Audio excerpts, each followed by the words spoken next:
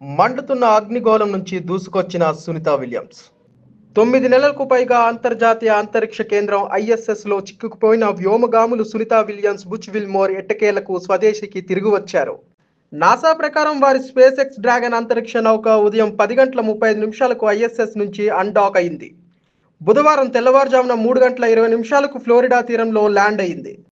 భూమి వాతావరణంలోకి తిరిగి ప్రవేశించడం అంతరిక్ష ప్రయాణంలో అత్యంత కీలకమైన దశల్లో ఒక్కటి. అంతరిక్ష నౌక వాతావరణంలోకి వచ్చినప్పుడు అది తీవ్ర ఒత్తిడిని ఎదుర్కొంది. వాటిలో 7,000 డిగ్రీలు ఫారెన్హీట్ వరకు ఉష్ణోగ్రతలు ఉంటాయని నాసా తెలిపింది. ల్యాండింగ్ కి ముందు హైపర్సోనిక్ వేగాన్ని తట్టుకునేలాగా అంతరిక్ష నౌకను రూపొందించాలి. వ్యోమగామిగా బయటకు చూస్తే అదో ఫైర్ వాల్ లా కనిపిస్తుంది. సునీత విలియం తిరిగి వచ్చే క్యాప్సూల్ భూమి మీదకి సురక్షితంగా తిరిగి వచ్చి సురక్షితంగా ల్యాండ్ అవడంలో నాసా ఎంట్రీ సిస్టమ్స్ టెక్నాలజీ విభాగం కీలక పాత్ర పోషించింది. కాలిఫోర్నియాలోని ఎయిమ్స్ రీసెర్చ్ సెంటర్ ఈ టెక్నాలజీలో 1961 నుంచి చాలా అడ్వాన్స్ గా ఉంది. హీట్ షీల్డ్లు, పారాషూట్లు, అధునాతన సాఫ్ట్వేర్లు ఉపయోగించారు.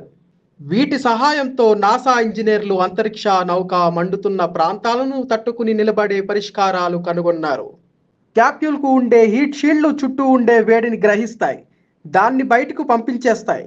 అవకోట్, ఫినాలిక్ ఇంప్రెగ్నేటెడ్ కార్బన్ అబ్లేటర్, పిఐసిఏ వంటి పదార్థాలు వేడి వాతావరణం క్యాప్సూల్పై పడకుండా చూస్తాయి. స్పేస్ ఎక్స్ డ్రాగన్ క్యాప్సూల్ కోసం ప్రత్యేకంగా వెర్షన్ పిఐసిఏఎక్స్ ను అభివృద్ధి చేశారు. అంతరిక్షం నుంచి వచ్చేటప్పుడు ఎలాంటి వాతావరణం ఉంటుందో అలాంటి వాతావరణాన్ని ఎయిమ్స్ ఆర్క్ జెట్ కాంప్లెక్స్ లో క్రియేట్ చేస్తారు. ముఖ్యంగా ఉష్ణోగ్రత విషయంలో సూర్యుని ఉపరితలం కంటే ఎక్కువ రెట్లు ఉండే ప్లాస్మా వద్ద ఉష్ణ కవచాలు ఉంచుతారు. అక్కడ తట్టుకున్న తర్వాత వాటిని క్యాప్సూల్ కు అమరుస్తారు. మిషన్లు ప్రారంభించే ముందు సాంకేతిక సవాళ్లు అంచనా వేయడానికి వాటిని పరిష్కరించడానికి సూపర్ కంప్యూటర్ల మోడల్ రీఎంట్రీ డైనమిక్స్ ఉపయోగపడతాయి. హెచ్ఈఈటి, ఏడీఈపిటి వంటి కొత్త రక్షణ కవచాలు మార్స్, వీనస్ వాతావరణానికి మించి వెదర్ కండిషన్లు తట్టుకునేలా చేస్తారు. అంతరిక్ష నౌక రక్షణ పెంచడమే లక్ష్యంగా చర్యలు తీసుకుంటున్నారు.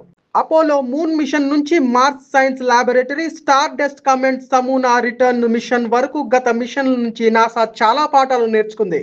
పునర్వినియోగించదగిన ఆర్బిటర్లను కలిగి ఉన్న సేఫ్ షటిల్ ప్రోగ్రామ్ కూడా రీఎంట్రీ ఏరోడైనమిక్స్ లో చాలా సహకరించబడింది.